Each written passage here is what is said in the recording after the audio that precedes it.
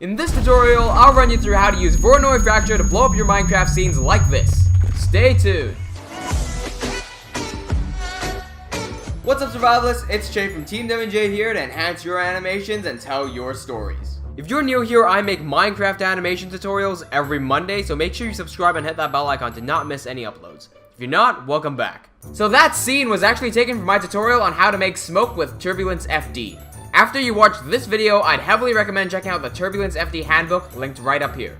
Now for this tutorial, you will need Cinema4D R18 or above, preferably R19. We'll be purely focusing on using Voronoi Fracture to break objects apart. As usual, I'm going to give a breakdown of how Voronoi works, then I'll do a demonstration to show you exactly how I made this. Cool, so how does Voronoi Fracture work? Voronoi Fracture is a MoGraph module that shatters any object you put in. These could be primitive or editable, complex or simple. To create a Voronoi Fracture, simply go up to MoGraph, Voronoi Fracture. Then select any object you have in your scene and drag it under the Voronoi Fracture as a child. Instantly, you should see your object be divided into a whole bunch of colors. I'm then going to add a plane to the ground, expand the size so I can catch all the falling bits, right click, go under simulation tag and hit collider body. Finally, I'm going to right click on the Voronoi, go under simulation tags and select rigid body. That's literally all you have to do for our simulation to begin. A brief explanation into what just happened. By putting any object under the Voronoi Fracture, instantly Voronoi will divide it into chunks. By adding the dynamic tag known as the collider body, we will be able to catch any falling bits. And by adding a rigid body, it allows the object to have a rigid dynamic simulation. But Voronoi has a lot more depth than that, so let's dive into its settings. Now, I'm only going to brush through all the ones that I think are important because Voronoi is so powerful and I don't think I have the time to get everything done in one video.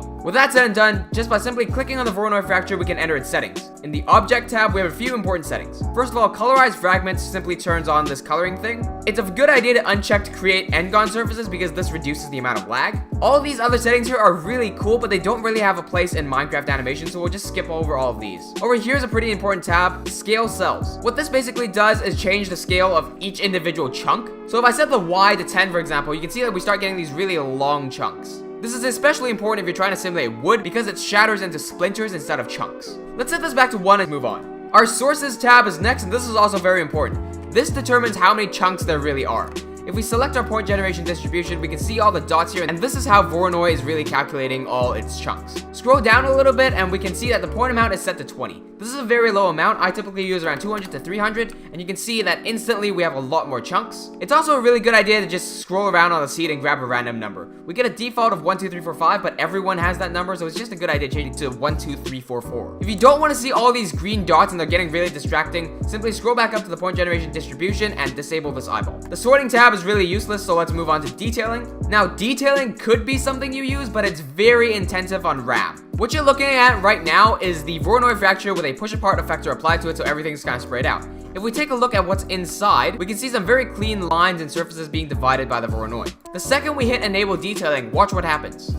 Instantly, we get a whole bunch of subdivisions, but each piece and each chunk that flies out of it becomes incredibly detailed. Again, this does create a whole ton more surfaces, so it is very intensive on your computer. I personally don't use this setting very often because I find it unnecessary. The Connectors tab is really important to create these connector objects, so to do so, just hit Create Fixed Connector. So what do connectors do? Well, everything about the connector can be changed just by clicking on the connector object right up here. And basically, it makes it so that each chunk has an invisible line, kind of like bonds that could stick them together. If we drop this right now, we can see that only a few parts of it fall off because every other part is kind of connected. I've spun the cube around just to show you this a bit better. You can see that where it impacts is where it shatters because all those bonds get shattered, but the connector is still keeping everything else kind of in place. Again, all the stuff about the connector can be changed here. By lowering the force, it'll be easier to shatter, and by increasing the force, it'll make it harder to shatter. What's so great about these connectors is that you can even add fall off and weight to it. So let's see what fall off does by clicking Add Fall Off.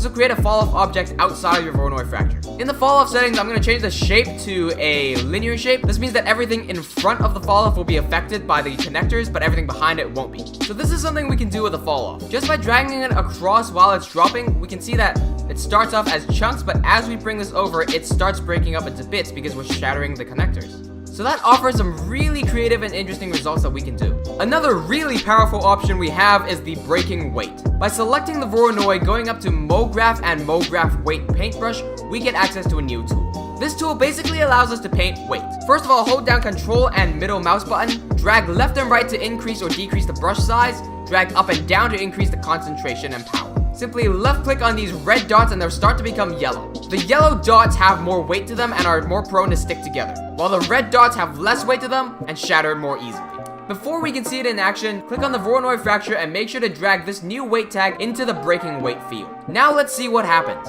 You can see that this chunk back here that was painted with the weight sticks together while everything else breaks into bits. The final important option here is geometry glue. A big warning if you're using Voronoi Fracture with dynamics. Geometry glue will not work for you. To make geometry glue work for you while using dynamics requires a lot of RAM just like detailing, and in my opinion isn't worth it. I'll still show you what it does though. By enabling geometry glue, we can change the glue type to something like cluster, and this way we can set the amount of chunks. So right now it's set to 5, I can do 18 or something, and this will divide it exactly into 18 chunks. The reason it doesn't work is that once you hit play, it immediately starts shattering into bits. This, in most situations, is not exactly what you want. For this to be fixed, you would have to go through a lot of different options and would increase your render times and lag by so much that I personally don't think it's worth it. With that all said and done, let's move on to our actual scene. Alright, before I get to the tutorial of this scene, I want to see an end to bad, cringy animations and build a community around supporting each other and defining a high level of standard. If this sounds like a worthy cause for you to fight for, I'd love for you to be part of our public Discord server. So, I'm doing a voiceover here to describe my workflow for a scene exported from Mindways. So the scene is actually straight from LAKEY, but the explosion won't be. Also, I've reordered the tutorial a little bit just so it flows better. Anyway, the first step is to isolate the parts I want to explode into their own object. To do this, we'll select all the objects we want to explode. In my case, it's these trapdoors, these wood blocks, slab stairs. Then I'll enter polygon selection mode and select all the polygons I want to explode. A good way to check and make sure all your polygons are selected is to move them all upwards. Once they're all selected, I hit U and P to split the polygons, followed by delete so I don't have a duplicate. The split command basically creates a copy of your object, except only with the polygons that you've selected. With the split object selected, I'll right click and go to connect objects plus delete. It's a good idea to bind this command to a shortcut. I use control backspace since you'll be using a lot anyway. Now that all those have been made into one connected object, we're able to drop this into the Voronoi. Now it's time to make sure that everything else is interactable with a collider body. To do so, I select all the parts that I think the debris of the explosion will interact with. With all of them selected, I hit Alt-G to group them. After I find the group, I'll add a collider body tab, like I showed earlier, and change a few options. I'll make sure that the tag is inherited by the children, and that the mesh shape is static mesh. Be warned, this does lag my computer, and my computer is pretty decent. I ended up changing the individual elements from off to all, but I'm not sure if this actually changed anything. It's a good idea now to change the friction to 90% and bounce to 10%. You can find these settings in the collider body tag.